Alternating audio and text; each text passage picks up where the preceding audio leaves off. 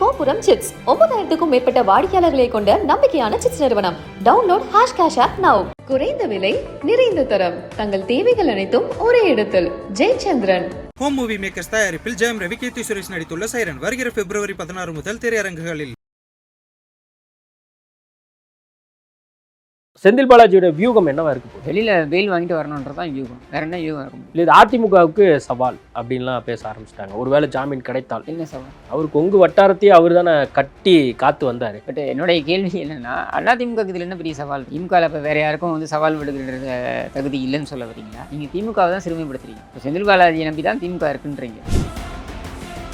இல்லை, இப்போ இந்த செந்தில் பாலாஜி விவகாரத்தை பொறுத்த வரைக்கும் அதிமுகவினுடைய நிலைப்பாடு என்னங்கிறது சரியா தெரியலையே. இதில் அதிமுக தனியாக சொல்வதற்கு என்ன இருக்கிறது? வழக்கு போட்டதே அதிமுக காலத்தில் தானே. இல்லை, இப்போ திமுகவுடைய திட்டம் தான் என்ன? இப்போ செந்தில் பாலாஜி ஒரு பக்கம் ராஜினாமா பண்றாரு, ஒரு புறம் தேர்தல் வரப்போகுது. அப்போ என்ன திட்டமா இருக்குன்னு நீங்க நினைக்கிறீங்க? இப்போ இடியோடைய கண்டினியூஸாக கேசஸ்லாம் வந்துகிட்டு இருக்கு. துரைமுருகனுக்கு எதிராக அது தவிர சுயமோட்டோ கேசஸ் எடுத்திருக்காங்க இப்போ இருக்கக்கூடிய அமைச்சர்கள் மேலே. பொன்முடியோடைய வழக்கு மேல்முறையீடும் ஹியரிங் போயிட்டுருக்கு.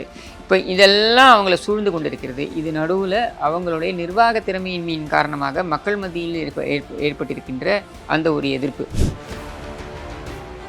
இன்னைக்கு சேகர் பாபு கிட்டத்தட்ட ஒரு 10 நிமிஷம் விளக்கம் கொடுத்துருக்காரு. அதாவது கேளம்பாக்கத்தில் என்னென்ன வசதிகள் செய்து கொடுக்கப்பட்டிருக்கு. புலம்புற மக்கள் எல்லாம் முட்டாள்கள் புலம்புகிறாங்களே. நைட்டு 12 மணிலேருந்து காலையில 4 மணி வரைக்கும் பஸ் இல்ல, அதுதான் பிரச்சனை. இரவு நேரங்கள்ல பொதுவா பேருந்துகள் ரொம்ப கம்மியாக. ரொம்ப சிம்பிள் கேள்வி என்ன? எடப்பாடி பழனிசாமி ரொம்ப விவரமா தான் சொல்றாரு. அதிமுக ஆட்சியில தொடங்கப்பட்டதுனால அவரால் அடுத்த கட்டமா எந்த பதிலுமே சொல்ல முடியல. மக்கள் எல்லாருமே என்ன சொல்றாங்கன்னா, கோயம்பேடுல பஸ் ஸ்டாண்ட் வேணும் தான் சொல்றாங்க. கோயம்பேடுல நாங்க இங்கிருந்து ஏறி நாங்க எங்க ஊருக்கு போகணும் தான் மக்கள் கேட்கறாங்க. இங்கிருந்து ஏற்படுத்தி கொடுக்கணும் தான் அவங்க சொல்றாங்க. அவங்க கேட்கறது ரொம்ப கவனமா அதிமுகவும் திமுகவும் சேர்ந்து இந்த இடத்துல ரொம்ப கவனமா விளையாட கிடையாது. நீங்க அதிமுக இதுல விளையாடல, திமுக தான் விளையாடுது. நாங்க என்ன சொல்றோமோ அதுதான் சட்டம், நாங்க என்ன சொல்றோமோ அதுதான் கேட்கணும் அப்படின்னா திமுக அரசாங்கமோ அதிமுக அரசாங்கம் சொல்ல நினைக்கிறதே கிடையாது. நீங்க தவறா புரிஞ்சுட்டீங்க. இப்ப 2 கட்சிகளுமே சேர்ந்து 10 வருஷத்துக்கு ஒருக்க பஸ் ஸ்டாண்ட மாத்திட்டே இருந்தா இது எங்க போய் கொண்டு நிக்க போறீங்க? சிட்டியோடைய growth நீங்க பார்க்கணும்.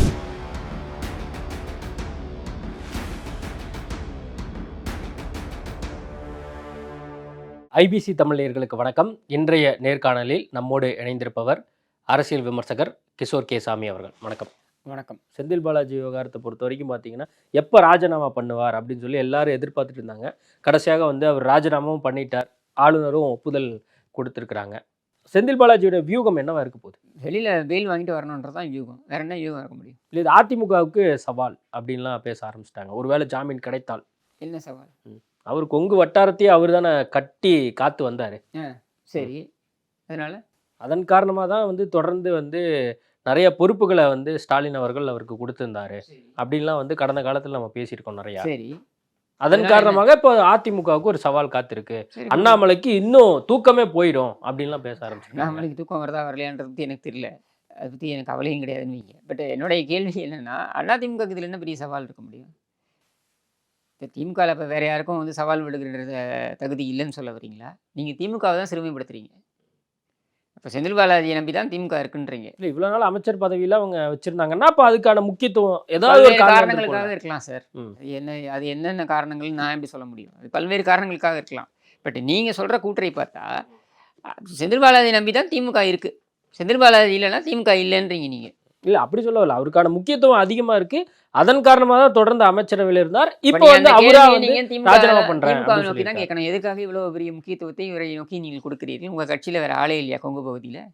கேள்வி அங்கதானே. இல்லை, இப்போ நாடாளுமன்ற தேர்தல் வர்றதுக்கு முன்னாடி இதை ராஜினாமா பண்றாரு அப்படின்னா அப்போ எல்லாமே தேர்தலுக்காக ஒரு இல்ல. நான் நாடாளுமன்ற தேர்தலுக்காக அவர் ராஜினாமா பண்ணதாக நான் பார்க்கல.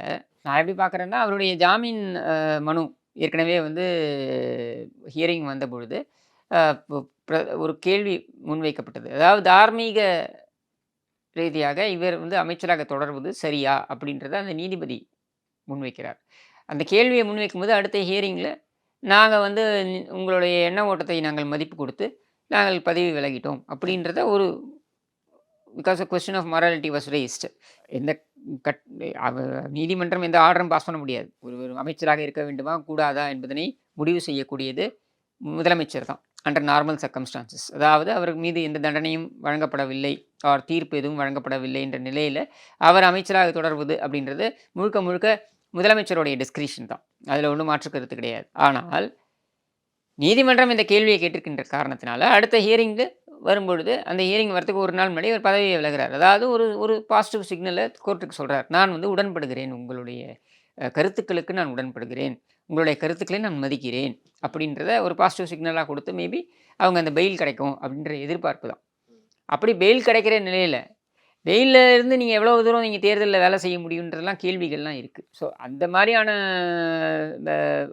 ஒரு சூழலில் அவர் எந்த அளவுக்கு அவரால் யூனோ ஆக்டிவாக ஒர்க் பண்ண முடியும், ப்ளஸ் பெயில் இதை வைத்தே கொடுப்பார்களா அப்படின்ற கேள்வியெலாம் இருக்குது. சரி, கோர்ட்டு ஒரு 6 காரணங்களை சொல்லி அந்த பெயிலை நிராகரிக்குது. அதில் ஒரு காரணமாக இவருடைய சகோதரர், அதாவது இவர் அமைச்சராக இருக்கிறார், இவர் சகோதரன் அப்ஸ்காண்டிங்காக இருக்கார், இவர் அமைச்சராக இருக்கிறார் என்பதை இன்ஃப்ளூயன்ஸை பயன்படுத்தி அந்த சகோதரர் வந்து ஒழித்து வைக்கப்பட்டிருக்கிறார் அப்படின்றது தான் கூற்றாக முன்வைக்கப்படுகிறது. அப்படிங்கும்பொழுது அது கவனத்தில் எடுத்துக்கொள்கிறது நீதிமன்றம். ஸோ அது ஒரு காரணமாக வச்சிருக்கிறதுனால அந்த ஒரு காரணத்தையால் மட்டுமே இந்த பிணையை வந்து கிராண்ட் பண்ணுவாங்கன்னெலாம் ஒன்றும் இது கிடையாது. There is no assurance. நீதிமன்றம் அது பிஎம்எல்ஏ கேஸில் இவர் மீதான விசாரணையை இவர் வந்து ஏதாவது அந்த எவிடன்சஸ் ஏதாவது இவர் வந்து டிஸ்டர்ப் பண்ணுவாரா, விட்னஸஸ் ஏதாவது டிஸ்டர்ப் பண்ணுவாரா, இந்த மாதிரியான விஷயங்கள்லாம் கருத்தில் எடுத்துப்பாங்க. அண்டு இது மாதிரியான கேசஸை எடுத்து பாருங்கள் நீங்கள் அக்ராஸ் த கண்ட்ரி. அவங்க யாரையுமே வந்து வெளியில் விட்டா மாதிரி தெரியலையே. எனக்கு தெரிந்து டெல்லியை சேர்ந்த ஒரு அமைச்சரை வந்து இப்போது 3 நாளைக்கு கொடுத்துருக்காங்க பிணை. ஏதோ ஒரு மேரேஜ் அட்டன் பண்ணணுன்ட்டா ஏதோ ஒரு ரீசனுக்காக கொடுத்துருக்காங்க, உடம்பு சரியில்லையா சம் ரீசனுக்காக, அந்த மாதிரி தான் கொடுக்குறாங்க. மனிஷ் சிசோதியான்னு நினைக்கிறேன், அவருக்கு கொடுத்துருக்காங்க. இந்த மாதிரி தான் அவங்க வந்து அலவன்ஸ் கொடுக்குறாங்களே தவிர பிஎம்எல்ஏ கேசஸில் பெயில் அந்த அவ்வளோ சீக்கிரமாக கொடுக்கறது இல்லையே. இல்லை, இப்போ இவர் ராஜினாமா பண்ணியிருக்கிறது வந்து பாஜக கிடைத்த வெற்றி அப்படின்னு சொல்லி அண்ணாமலை சொல்கிறாரு. சொல்லிக்க வேண்டியதுதான். எதுக்கு எல்லாமே எங்களால் தான் சொல்லிக்க வேண்டியது தான். இல்லை, இப்போ இந்த செந்தில் பாலாஜி விவகாரத்தை பொறுத்த வரைக்கும் அதிமுகவினுடைய நிலைப்பாடு என்னங்கிறது சரியா தெரியலையே. அதிமுகவோட நிலைப்பாடு தான் தெளிவாக சொல்லிடுச்சு. டே 1லேருந்தே செந்தில் பாலாஜி வந்து நீங்கள் அமைச்சராக தொடர வைப்பது என்பது தவறு அப்படின்ட்டு. இந்த வழக்கு போட்டதே அதிமுக பீரியடில் தானே, வழக்கை தொடுத்ததே அதிமுக பீரியடில் தானே. இதில் என்ன அதிமுக என்ன வெற்றின்னு சொல்கிறதுக்கு என்ன இருக்குது? கோர்ட்டு ஒரு ஆர்டர் பாஸ் பண்ணுது, கோர்ட் ஆர்டர் பாஸ் பண்ணிவிட்டு அதுக்கப்புறம் என்ஃபோர்ஸ்மெண்ட் டைரக்டரேட் வருது, ஆக்ஷன் எடுக்குது, அந்த அதிகாரிகள்கிட்ட மிஸ்பிஹேவ் பண்ணுறாரு அமைச்சர், சரியா? இதுக்கப்புறம் இவங்க வந்து அவர் கோஆப்ரேட் பண்ண மாட்டேங்கிறாரு இன்வெஸ்டிகேஷன் அப்படின்னு சொல்லி அவங்க கஸ்டடியில் எடுக்கிறாங்க. இவ்வளோதானே நடந்திருக்கு. இதில் அதிமுக தனியாக சொல்வதற்கு என்ன இருக்கிறது? வழக்கு போட்டதே அதிமுக காலத்தில் தானே. இல்லை, இப்போ திமுகவுடைய திட்டம் தான் என்ன? இப்போ செந்தில் பாலாஜி ஒரு பக்கம் ராஜினாமா பண்ணுறாரு, ஒரு புறம் தேர்தல் வரப்போகுது, அப்போது என்ன திட்டமாக இருக்குன்னு நீங்கள் கணிக்கிறீங்க? திமுகவுக்கு பொறுத்த வரைக்கும் அவங்களுக்கு எல்லாமே இன்றைக்கி அவங்க ஆட்சியில் இருக்காங்க, அவங்களுக்கு பலம் பொருந்திய ஒரு கூட்டணி இருக்குது. அதை எப்படி தக்க வைத்து கொண்டு எப்படி தேர்தலை எதிர்கொள்வது அப்படின்றது தான் அவங்களுடைய திட்டமாக இருக்க முடியும். பட் அவர்கள் எதிர்கொள்ளக்கூடிய சவால் என்ன நான் பார்க்குற வரைக்கும் அப்படின்னா, இந்த ஆல் தீஸ் கேசஸ் இப்போ இடியோடைய கண்டினியூஸாக கேசஸ்லாம் வந்துக்கிட்டு இருக்குது, துரைமுருகனுக்கு எதிராக வந்துக்கிட்டு இருக்குது. அதை தவிர வந்து சுயமோட்டோ கேசஸ் எடுத்திருக்காங்க இப்போ இருக்கக்கூடிய அமைச்சர்கள் மேலே. பொன்முடியோடைய வழக்கு மேல்முறையீடும் வந்து ஹியரிங் போயிட்டுருக்கு.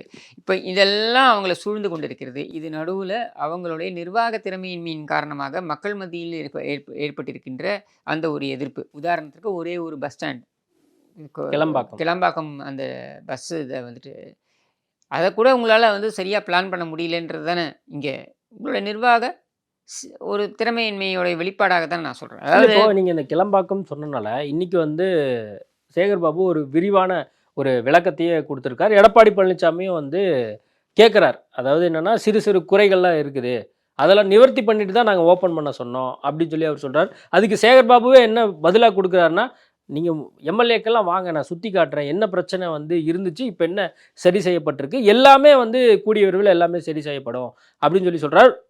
ஸ்டாலின் அவர்கள் முதல்வர் என்ன சொல்கிறாருன்னா, இதோட இந்த பிரச்சனையை முடிச்சுக்கோங்க, அடுத்து நம்ம வந்து வேற விஷயத்தை பற்றி பேசுவோம், இந்த பிரச்சனைக்கான தீர்வுங்கிறது கண்டிப்பாக இந்த ஆட்சியில் கொடுக்கப்படும், கூடிய விரைவில் எல்லாமே சரி செய்யப்படும். நாம் கேட்குறது ஒன்று தான், இந்த பிரச்சனையெல்லாம் எழாமல் இருக்கும்படியான வேலைகளெல்லாம் முடிச்சுட்டு திறந்துருக்கலாமே. நீங்கள் அவசரகதியில் திறந்ததுனால தான் இவ்வளோ பிரச்சனை. நீங்கள் அவசரகதியில் திறக்காமல் இதற்கான என்னென்ன பிரச்சனைகள் வரும்ன்றதை முன்கூட்டியே யூகித்து அதுதானங்க அதிகாரிகள் இருக்காங்க. இல்லை, இந்த சேகர் பாபுவோ சிவசங்கரோ இல்லை முதலமைச்சரோ பஸ் ஸ்டாண்டில் உட்காந்து இல்லை பஸ் டெர்மினஸில் உட்காந்து எல்லாத்தையும் மேற்பார்வை பண்ணணும்னு நான் அதெல்லாம் எதிர்பார்க்கல. இதெல்லாம் அதிகாரிகளை வைத்து நீங்கள் செய்ய வேண்டியது. இந்த அதிகாரிகளை நீங்கள் சரியாக வழிநடத்தி இருந்தால் இதையெல்லாம் யூகித்து இந்த பிரச்சனைகள் வரும்ன்றதை யூகித்து அதற்கேற்ப நீங்கள் நடந்திருக்கலாம். இன்னைக்கு சேகர் பாபு கிட்டத்தட்ட ஒரு 10 நிமிஷம் விளக்கம் கொடுத்துருக்காரு. அதாவது கேளம்பாக்கத்தில் என்னென்ன வசதிகள் வந்து செய்து கொடுக்கப்பட்டிருக்கு, டிரைவருக்கு வந்து தங்கறதுக்கான வசதிகள் செய்யப்படுத்தி கொடுக்கப்பட்டிருக்கு. கோயம்பேடில் அது மாதிரிலாம் கிடையாது. இங்கே வந்து 300 பேர் வரைக்கும் தங்கிக்கலாம். அதே மாதிரி தண்ணி வசதியாக இருக்கட்டும், ஹோட்டல் வசதியாக இருக்கட்டும், அடிப்படை வசதியாக இருக்கட்டும், எல்லாமே வந்து செஞ்சு கொடுத்துருக்கோம் அப்படின்னு சொல்லி ஒரு விரிவான வழக்கம். புலம்புற மக்கள்லாம் முட்டாள்கள். இந்த புலம்புகிறாங்களே நைட்டு 12 மணிலேருந்து காலையில 4 மணி வரைக்கும் பஸ் இல்ல, அதுதான் வந்து பிரச்சனை. இரவு நேரங்கள்ல பொதுவா வந்து பேருந்துகள் வந்து ரொம்ப கம்மியான. ரொம்ப சிம்பிள் கேள்வி என்னன்னா, நீங்க ஆம்னி பஸ்கள் கோயம்பேடு திறக்கப்பட்ட பொழுது ஆம்னி பஸ்க்கு அலவுடு கிடையாதுன்னாங்க. அவங்க எல்லாரும் கோர்ட்டுக்கு போனாங்க. சில ஜெயலலிதா பீரியட்ல தான் அவங்க எல்லாம் கோர்ட்டுக்கு போனாங்க. நீங்க எப்பவும் பார்த்தீங்கன்னா எக்மோர்ல ஒரு குரூப்பு, கோயம்பேட்டில் ஒரு குரூப் கிளம்புவாங்க. அவங்க கோர்ட்டுக்கு போன பொழுது அவங்க வின் பண்ணிட்டாங்க. அதுக்கப்புறம் அப்பீலும் போனாங்க. அப்பீல்லையும் வந்துருச்சு. அப்புறம் என்ன சொன்னாங்கன்னா, நீங்கள் சிட்டிக்குள்ளே வராமல் வெளியிலேருந்து வாங்க, போரூர் வழியாக வெளியிலேருந்து நீங்கள் கோயம்பேட்டுக்கு வரலாம் அப்படின்ற மாதிரி ஒரு அரேஞ்ச்மெண்ட் இருந்தது. நம்முடைய கேள்வி இங்கே என்ன அப்படின்னா, அந்த மாதிரியான ஒரு அரேஞ்ச்மெண்ட்டை கோயம்பேட்டில் நீங்கள் டெம்பரரியாக வச்சுருக்கலாமே. இந்த கிளாம்பாக்கம் இல்லை நீங்கள் சொல்கிறீங்க இல்லையா, இல்லை இப்போ டெம்பரரியாக அங்கே வச்சுருக்கலாமே நீங்கள் சொல்கிறீங்க. ஆனால் மக்கள்லாம் என்ன புலம்புறாங்கன்னா, இப்போ அதிமுக கூட ரொம்ப விவரமாக இந்த இடத்துல பதில் சொல்கிறதா நான் பார்க்குறேன். எடப்பாடி பழனிசாமி ரொம்ப விவரமாக தான் சொல்கிறார். அதிமுக ஆட்சியில் இது தொடங்கப்பட்டதுனால அவரால் அடுத்த கட்டமாக எந்த பதிலுமே சொல்ல முடியல. மக்கள் எல்லாருமே என்ன சொல்கிறாங்கன்னா, கோயம்பேட்டில் பஸ் ஸ்டாண்ட் வேணும்னு தான் சொல்கிறாங்க. கோயம்பேட்டில் நாங்கள் இங்கேருந்து ஏறி நாங்கள் எங்கள் ஊருக்கு போகணுன்னு தான் மக்கள் கேட்குறாங்களே தவிர அந்த கனெக்டிவிட்டி ஃபேக்டரும் இல்லை. சேம் டைம் வந்து இங்கே பேருந்து வசதி இங்கிருந்து ஏற்படுத்தி கொடுக்கணும் தான் அவங்க சொல்றாங்க. அவங்க கேட்கறது ரொம்ப கவனமா வந்து அதிமுகவும் திமுகவும் சேர்ந்து இந்த இடத்துல ரொம்ப கவனமா விளையாட கிடையாது. நீங்க அதிமுக இதுல விளையாடல, திமுக தான் விளையாடுது. என்னன்னா, நீங்க ஆம்னி பஸ்ஸை இங்க அலோவ் பண்றீங்க, அரசு பஸ்ஸையும் அலோவ் பண்ண மாட்டேங்கிறீங்க. நீங்க இது கோர்ட் வழியா ஆம்னி பஸ் அதிமுக காலத்திலேயே இவங்க இந்த பர்மிஷனை வாங்கினாங்க. இப்போ நீங்க திருப்பி அதை அலோவ் பண்றீங்க. ஆம்னி பஸ்ஸை அங்கே அலோவ் பண்ணும்பொழுது அரசு பஸ்ஸையும் அலோவ் பண்ண மாட்டேங்கிறீங்கன்றதான் கேள்வி.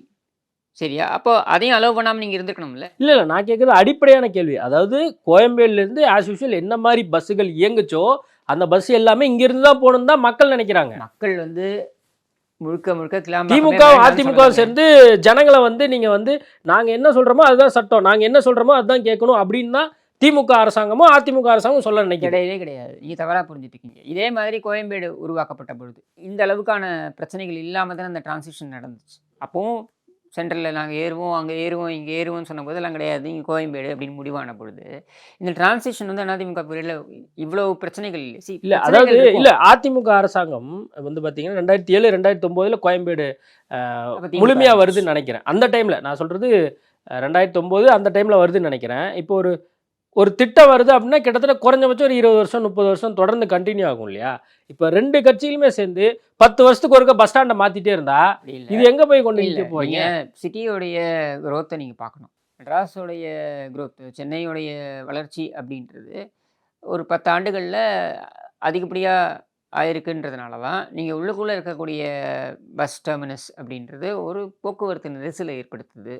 அது மட்டும் இல்லாமல் இங்கே நிறைய இடர்பாடுகளை ஏற்படுத்துதுன்னு போது இன்னும் பெரிய இடமா நம்ம வந்து அதை வந்து விரிவாக்கம் செய்யணும் அப்படின்றதுக்காக திட்டமிட்டு அதை முடிவு செய்தார்கள். இல்லை, திட்டமிட்டாங்கிறதே இதில் டவுட் இருக்கே. 2 ஆட்சியும் தான் இங்கே மாறி மாறி ஆட்சி புரியுதுங்கும் போது அப்போது இந்த திட்டமிடல 2 கட்சிகளும் 2 ஆட்சிகளும் வந்து சரிவர திட்டமிடாத தானே இதை வெளிப்படுத்துது. கிடையாது. நீங்கள் திட்டத்தை இல்லை, கொஞ்ச நாள் பாரிஸுங்கிறாங்க, கொஞ்ச நாள் கோயம்பேடுங்கிறாங்க, இப்போ வந்து வெளியே போங்கிறீங்க. அப்புறம் தொடர்ந்து அப்போ திட்டமிடலுங்கிறது என்ன, விஷனுங்கிறது என்ன? அப்படி கிடையாது. நீங்கள் மீனம்பாக்கத்தில் இருந்தோம், அங்கேருந்து நம்ம இப்போ பரந்தூர் அப்படின்னு நம்ம பிளான் பண்ணுறோம். ஏன் பரந்தூர் பிளான் பண்ணுறோம்? மீனம்பாக்கத்தில் வசதிகள் இல்லையா? அப்படி கிடையாது. நீங்கள் வந்து தொலைநோக்கு பார்வையுடன் தான் நீங்கள் செயல்பட்டாகணும். இப்போ இது வந்து கிளாம்பாக்கத்துக்கு சென்றது ஆஸ் ஒரு கொள்கை முடிவாக யாரும் தப்பு சொல்லலை.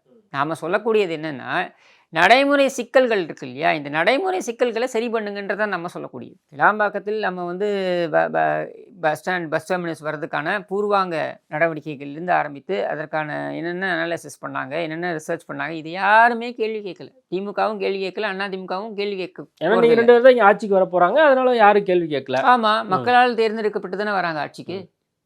நீங்கள் என்ன இப்போ தேசிய கட்சிகள் மாதிரி டெல்லியிலேருந்து யாரோ ஒருத்தர் ஊர் பேர் தெரியாதவங்க வந்து நியமித்து அவங்க இங்கே வந்து உட்காந்துருக்காங்களே? அப்படி கிடையாது. மக்களால் தேர்வு செய்யப்பட்ட பிரதிநிதிகளுக்கு சட்டங்களை உருவாக்குவதற்கு எல்லா உரிமையும் இருக்குது, அதிகாரமும் இருக்குது. அதை உருவாக்குகிறார்கள். இந்த கிளாம்பாக்கத்தில் நீங்கள் உருவாக்கினீங்க அப்படின்றதுனால அதிமுகவை நிராகரித்தார்களா மக்கள்? அப்படி கிடையாது. இப்போவும் என்ன சொல்கிறோம் நம்ம, நீங்கள் கிளாம்பாக்கத்தில் இதை வந்து நாங்கள் உருவாக்கினோம், ஆனால் நடைமுறை சிக்கல்களை நீங்கள் சரி செய்யாமல் நீங்கள் அவசர கதியில் ஏன் திறக்கணும் தான் கேள்வி. நீங்கள் பொங்கலுக்குள்ளே திறக்க வேண்டிய அவசியம் என்னங்க? ஏன் ஒரு மாதம் நீங்கள் இதெல்லாம் பிளான் பண்ணிவிட்டு நடைமுறை சிக்கல்கள் என்னென்னு பார்த்துட்டு ட்ரை ரன்லாம் பார்த்துட்டு அதுக்கப்புறம் திறந்துருக்கலாமே. நீங்கள் அதை செய்யலைன்றதான் நம்ம சொல்லக்கூடியது. ஓகே, நம்ம பார்க்கலாம் என்ன நடக்க போகுது அப்படி சொல்லி. இறுதியாக ஒரே ஒரு கேள்வி. இப்போ அந்த ஆளுநர் விவகாரம் வந்து நடந்த விஷயத்த நம்ம பார்த்தோம். இது தொடர்பாக எடப்பாடி பழனிசாமிகிட்ட கேட்குறாங்க. எடப்பாடி பழனிசாமி அதெல்லாம் நீங்கள் அவர்கிட்ட போய் கேளுங்க அப்படின்னு சொல்லிட்டு கடந்து போயிட்டாரு. ஆளுநர் விவகாரத்தை பொறுத்த வரைக்கும் சரியான கையாளுதல் இல்லை அப்படின்னு சரியாக கையாண்டிருக்கிறார். இது வந்து நான் பார்ப்பது, நான் ஆஸ் அன் அவுட் சைடர் நான் பார்க்கக்கூடியது எப்படின்னா, தமிழ்நாட்டில் வாழ்வாதாரம் சார்ந்து பல பிரச்சனைகள் இருக்குது. இன்க்ளூடிங் இப்போ நம்ம பேசின கிளாம்பாக்கத்திலேருந்து ஆரம்பித்து பல பிரச்சனைகள் இங்கே ஓடிக்கிட்டு இருக்கு.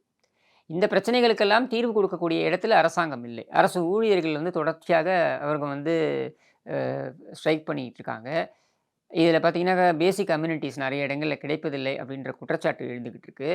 இந்த மாதிரியான அடிப்படை பிரச்சனைகள் போயிட்டுருக்கு. இது சார்ந்து இங்கே வந்து விவாதம் நடந்து கொண்டிருக்கையில் இதிலிருந்து திசை திருப்பும் விதமாக ஒரு உப்பு சப்பில்லாத விஷயமாக தான் நான் பார்க்குறேன். ஏன்னா நீ காலமாக தமிழ்த்தாய் வாழ்த்து என்பதுடன் அந்த ஆளுநர் உரை ஆரம்பிக்கப்பட்டு நாட்டுப்பண், தேசிய கீதம்ன்றது நாட்டுப்பண் தானே, நாட்டுப்பண்ணுடன் அது முடியும் அப்படின்றதான் நம்ம பார்க்கக்கூடியது. இது வரைக்கும் வந்த ஆளுநர்கள் எல்லாருமே இன்க்ளூடிங் RN ரவி இவர்கள் எல்லோரும் அப்படித்தான் பங்கேற்று இருக்கிறார்கள். அப்படின்னும் பொழுது இதை வந்து அதுவும் மட்டும் இல்லாமல் அந்த நிகழ்ச்சி என்னென்ன நடக்க போகுது, சட்டமன்றத்தில் என்னென்ன உரையில் என்னென்ன இருக்க போகுதுன்றதெல்லாம் ஏற்கனவே ஆளுநரிடம் கொடுத்துருக்காங்க டிராஃப்ட். அப்படின்னும் பொழுது அப்பொழுதெல்லாம் நீங்கள் அப்ஜெக்ஷனை ரைஸ் பண்ணாமல் நீங்கள் சட்டமன்றத்தில் வந்து இந்த தேசிய கீதத்தை தமிழ்த்தாய் வாழ்த்துடன் சேர்த்து பாடலைன்ற ஒரு காரணத்தை சொல்லி நீங்கள் வெளிநடப்பு செய்வீங்க. அவங்க உடனே பதிலுக்கு வந்துட்டு நீங்கள் வந்து நான் கோட்ஸே வழி வந்தவர்கள், சாவர்கர் வழி வந்தவர்கள் அவங்க விஷயத்தை கிளப்புவாங்க. இந்த லாவணி கச்சேரியில் தமிழக மக்களுக்கு எந்த பயனும் கிடையாது. அப்போ இது குறித்து எதிர்க்கட்சி தலைவர் பேச வேண்டிய அவசியம் என்ன? நீங்கள் திசை திருப்புவதற்காக இந்த லாவணி கட்சியில் ஏங்க நான் என்ன கேட்குறேன், தமிழ்த்தாய் வாழ்த்து அதோட தானே நீங்கள் உரை இது வரைக்கும் நடந்து வந்திருக்கு. உரை முடித்தோடனே தேசிய கீதம் பாட போகிறாங்க, வாசிக்க போகிறாங்க, இவ்வளோதானே. இது ஒரு விஷயம்னு சொல்லிட்டு வெளியில் நடப்பு செய்வீங்களா? அப்புறம் அதே மாதிரி இந்த பக்கம் பார்த்திங்கன்னா சம்மந்தமே இல்லாமல் சாவர்கர், கோட்ஸே, இதுக்கும் தமிழ்நாட்டுக்கும் என்னங்க சம்மந்தம்? அப்போ இந்த ரெண்டு தரப்புமே இதை எப்படி கொண்டு போவாங்கன்னா, எதிர்க்கட்சி தலைவர் உதாரணத்துக்கு ஆளுநர் வந்து செய்தது சரி அப்படின்னு சொன்னார்னா, பாருங்க பாஜகவும் அதிமுகவும் ரகசிய உறவு அப்படின்வாங்க. சரியா? இந்த பக்கம் இவங்க வந்துட்டு இல்லை, திமுக வந்து ஒரு மக்களால் தேர்வு செய்யப்பட்டிருக்கின்ற ஒரு அரசாங்கம், நமக்கு பிடிக்கிறதோ பிடிக்கலையோ மக்களால் தேர்வு செய்யப்பட்டிருக்கின்ற அரசாங்கம் அப்படின்னு சொல்லிட்டு ஒரு கருத்தை சொன்னால், பாருங்க இவங்க வந்து பங்காளிகள் அப்படின்வாங்க பாஜக தரப்பு. ஸோ இந்த நரேட்டிவை கொண்டு வரணும்னு பார்க்குறாங்க. இது ஏன் நம்ம சிக்கணும்? நம்ம சிக்க வேண்டிய அவசியம் இல்லையே. ஆனால் என்னுடைய கேள்வி என்னென்னா, தேசிய கீதத்தை பற்றி இவ்வளோ லாகிக்கிற நீங்கள் 2016 பையாஜி ஜோஷி RSSோடைய தேசிய செயலாளர் அவர் சொல்கிறார், ஜனகணமன வந்து எதற்காக தேசிய கீதமாக இருக்க வேண்டும், வந்தே மாதரம் தானே இருக்க வேண்டும்னு சொன்னார். பாஜக கண்டித்ததா? அடுத்து நீங்கள் மாநில சுயாட்சி அப்படின்ட்டு கோஷம் போடுறீங்களே திமுக பற்றி நான் கேட்குறேன். சமீபத்தில் நிதி பங்கீடு சம்பந்தமாக மாநில முதலமைச்சர்கள், பாஜக அல்லாத மாநில முதலமைச்சர்கள் டெல்லியில் கூடினார்கள். இப்போது 2-3 நாட்களுக்கு முன்னர். அதில் பார்த்தீங்கன்னா பினராயி விஜயன் இருக்கார், அப்புறம் மம்தா பானர்ஜி, இவர் கெஜ்ரிவால், இவங்க எல்லாரும் முதலமைச்சர்களாக பங்கேற்கிறார்கள். பகவந்த் மான் இவங்க எல்லாருமே. ஏன் ஸ்டாலின் போகலை? சரி ஸ்டாலினால் போக முடியல, ஏன் உதயநிதி ஸ்டாலின் போகலை? கேலோ இந்தியாவுக்கு இங்கேருந்து டெல்லிக்கு போக தெரிஞ்சதில்ல, ஏன் இதுக்கு போக முடியல? ஏன் PTR தியாகராஜன் அவருக்கும் அந்த துறைக்கும் சம்மந்தமே கிடையாது, நிதி பங்கீடு, அவர் முன்னாள் நிதியமைச்சர். ஏன் நீங்கள் நிதியமைச்சரை கூட அமைச்சிருக்கலாமே, ஏன் அனுப்பலை? ஏன் PTR அனுப்பினீங்க? அப்போது உங்களுக்கு மாநில சுயாட்சி மீது அவ்வளவு அக்கறை இருந்தால் டெல்லியில் ஸ்டாலின் முழங்கி இருக்கணுமே, ஏன் முழங்கலை? ஒரு பக்கம் நிதிஷ்குமார் போய் ஹிந்தி கற்றுட்டு வாங்கடா போங்கடா அப்படின்னு சொல்கிறாரு, வாயை மூட்டு கேட்டு வரீங்க. இன்னொரு பக்கம் அங்கே போய் மோடிக்கு எதிராக குரல் கொடுக்கறதுக்கே நடுங்குறீங்க. அப்போது நீங்கள் மாநில சுயாட்சி, இந்த ஆளுநருக்கு எதிராக கம்பு சுற்றுவது, இது எல்லாமே வேஷம். அதே மாதிரி ஆளுநர் தரப்பு சம்பந்தமே இல்லாத விஷயங்களை எடுத்து வைத்துக்கொண்டு ஒரு லாவணி கச்சேரியை செய்வதும் நாடகம். இப்போ இது ரெண்டுத்துக்கும் ஏன் நம்ம அதிமுக இதுக்குள்ளே நுழைச்சிக்கணும் தன்னை?